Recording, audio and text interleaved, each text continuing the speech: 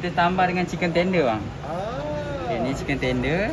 Satu ini dipping sauce dia bang. Wah, ya padu. Ini Ayam sos apa dia. ni bang? Ini sos BBQ bang.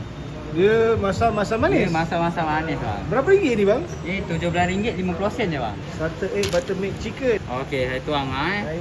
Okey, ni dia bang. Biasa dapat asing kan macam tu kan? Biasa memang asing bang.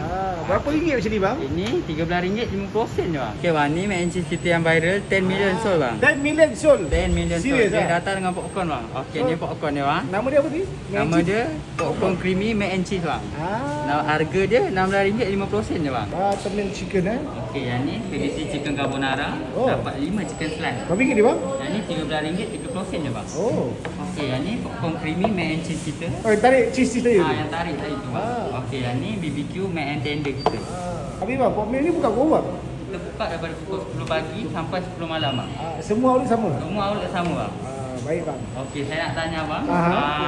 Abang rasalah harga ni sesuai tak untuk rakyat Malaysia?